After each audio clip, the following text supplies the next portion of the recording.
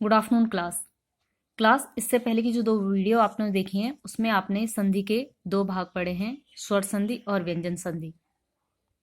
आशा है आप लोगों को ये समझ में आ गया होगा कि स्वर संधि क्या होती है, व्यंजन संधि क्या होती है। अब व्यंजन, इसके बाद संधि का तीसरा भाग है विसर्ग संधि।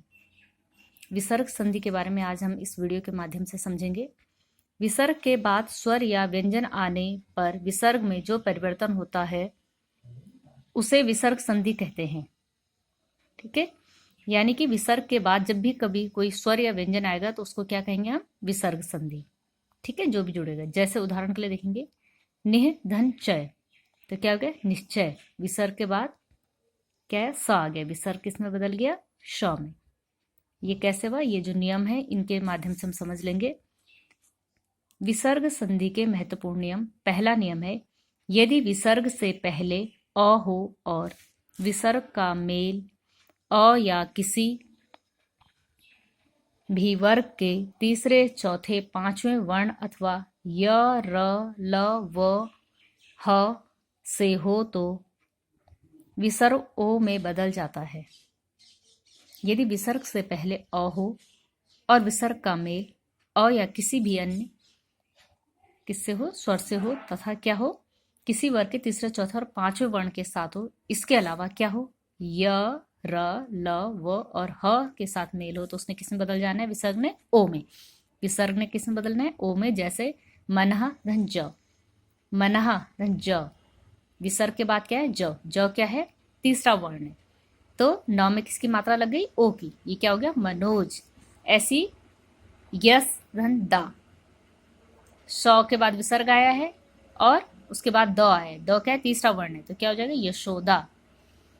दूसरा नियम देखेंगे, विसर्ग का र में परिवर्तन। विसर्ग कब र में बदलेगा, यदि विसर्ग से पहले अ और आ से अलग कोई स्वर हो और विसर्ग का मेल किसी स्वर, किसी वर्ग के चौथे, पांचवें वर्ण या य, र, ल, व से हो तो विसर्ग र में परिवर्तित हो जाता है। यदि क्या हो, विसर्ग से पहले क्या हो, आ से अलग कोई स्वर हो, यानी आ को छोड़ के कोई भी स्वर हो, या फिर क्या हो, तीसरे, चौथे, पांचवें वर्ण उससे आगे लगा हो, या फिर य, र, ल, व में से कुछ भी हो, कोई भी वर्ण हो, तो उसने क्या बदल जाना है, र में परिवर्तन हो जाना है। किसका, विसर्ग का। जैसे दुह धन जन, दुह धन जन, विसर्ग के बाद क्या आया है, ज आया है, ज तीसरा वर्ण है, तो विसर्ग किस में बदल गया, र में। देखिए, दुर्जन, र ऊपर। ऐसे निह धन भय, ठीक है, तो ये क्या हो गया, विसर्ग के बाद क्या है, भ आया है, तो विसर्ग किस में बदल गया, र में, निर्भय।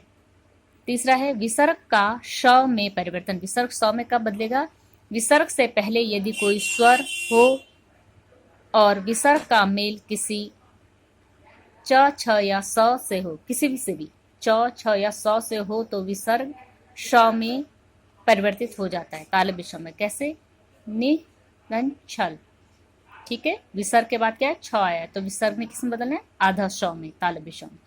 हरि धन चंद, हरि विसर्ग आया है, विसर्ग किस में बदलेगा, आधा श में, हरि, और विसर्ग किस में, आधा श में, तो हो गया हरिचंद। ठीक है, हरिश्चंद। अब देखिए, विसर्ग का स में परिवर्तन कब होगा, यदि विसर्ग का त या स से मेल हो तो विसर्ग श में बदल जाता है। जैसे नमस्ते, नमस्ते, ठीक है, तो आया तो विसर्ग किस में बदला, आधा स, दंती स में। निह तेज, विसर्ग किस में बदला, आधा स में, क्योंकि तो आया उसके बाद।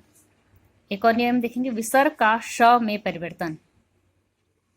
विसर्ग से पहले यदि ई या उ हो और विसर्ग का मेल ख, ट, ठ, प, फ से हो तो विसर्ग श में परिवर्तित हो जाता है। जैसे निह धन काम, तो इस विसर्ग किसमें बदला, निष्काम, क्योंकि क्या आया, का आया, का, ख, इस तरह से आया इसमें।